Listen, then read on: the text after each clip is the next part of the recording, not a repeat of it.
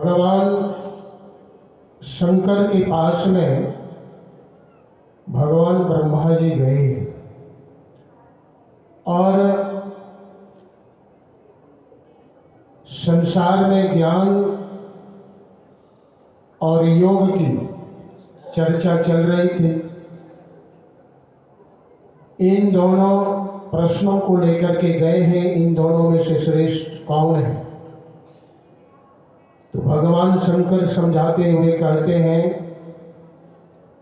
जिनको मोक्ष चाहिए ऐसे साधक को ज्ञान और योग दोनों की सहारा लेनी चाहिए। और वह मोक्ष मिलेगा कहाँ? तो अभी हम लोग जो इस पावन पवित्र धरती पर बैठे हुए हैं, इसका नाम महाकुंभ है। और वह महाकुंभ के विषय में भगवान शिव उस समय भी चर्चा किए हैं। इस महाकुंभ में जो त्रिवेणी स्थान है, उस स्थान पर जाकर के जो स्नान करते हैं, गोता लगाते हैं, तो वह अवश्य ही इस संसार सागर से आवागमन के चक्र से छूट करके वह मोक्ष को प्राप्त होते हैं, अर्थात वह भगवान में मिलकर के भगवान ही हो जाता है। फिर संसार में आना नहीं होता है।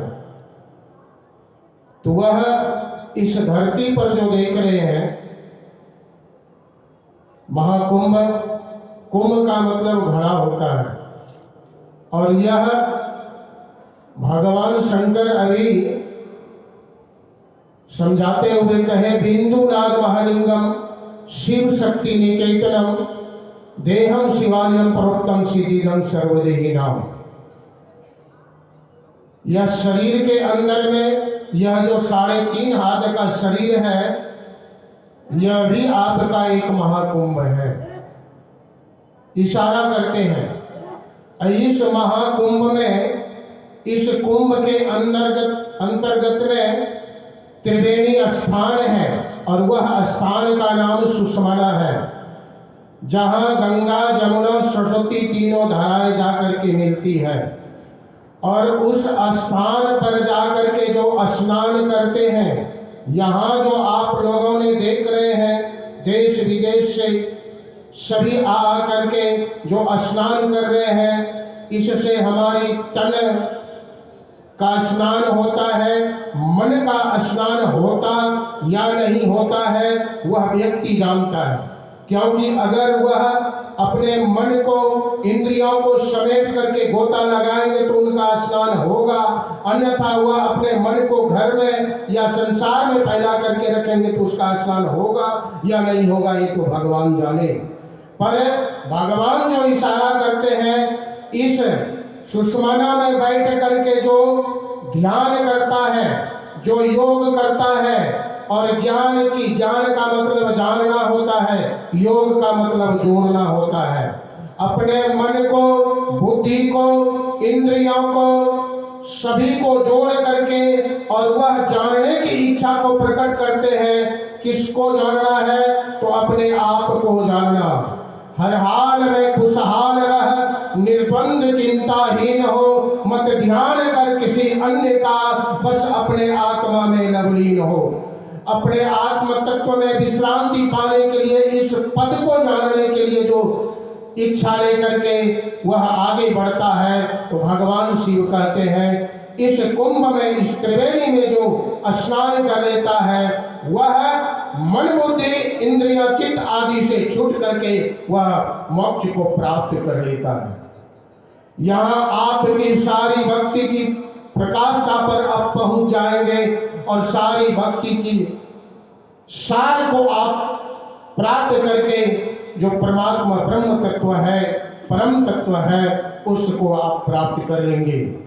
यह संसार में आकर के यह जो मानव शरीर हम लोगों को मिला है, तो भगवान शंकर इशारा करते हैं इसी शरीर के अंदर में वह ज्योतिर्लिंग हम लोग जानते हैं कि 12 ज्योतिर्लिंग है, यह संसार में है, पर भगवान शिव इशारा करते हैं इस शरीर के अंदर में वह महालिंग है जो ज्योतिर्लिंगों से भी बढ़ चढ़ करके हैं और उनसे श्रेष्ठ और कुछ नहीं है, और वह बिंदु का प्राकट्य करते हैं। बिंदुनाद महालिंगम, जब बिंदु का प्राकट्य कर लेते हैं साधक, यह दोनों दृष्टियों की धार को जोड़ करके वह कहते हैं महालिंग है, और वह महालिंग में स्थित होकर के वह धीरे धीरे उसी के ऊपर चढ़ करके उसके अंदर में भीतर में घुस करके वह यात्रा शुरू करते हैं, और उसकी यात्रा शब्द की ओर है। और आपके शरीर के अंदर में 4 और शरीर है, यह स्थूल शरीर दिखता है भीतर में, और 4 शरीर है, वह सूक्ष्म कारण और महाकारण और कैवल्य।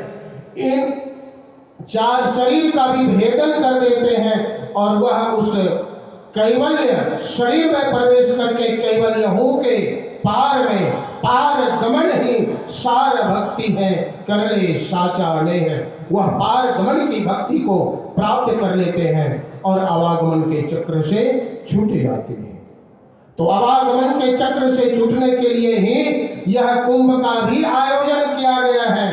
पर इस कुंभ में मन बुद्धि इंद्रियां चित्त आदि को विश्रांति नहीं मिलती है। यहाँ विश्रांति पाने के लिए भगवान शंकर इशारा करते हैं, इस शरीर रूपी जो कुंभ है, इस कुंभ में स्नान करेंगे और आप इसी कुंभ में हर हमेशा रहते ही हैं। जब से सृष्टि हुआ है तब से हम लोग इसी कुंभ में है, और इस कुंभ में हुआ त्रिवेणी घाट है, उसमें गोता लगा करके इस संसार सागर से आप परम तत्व को प्राप्त कर लेंगे।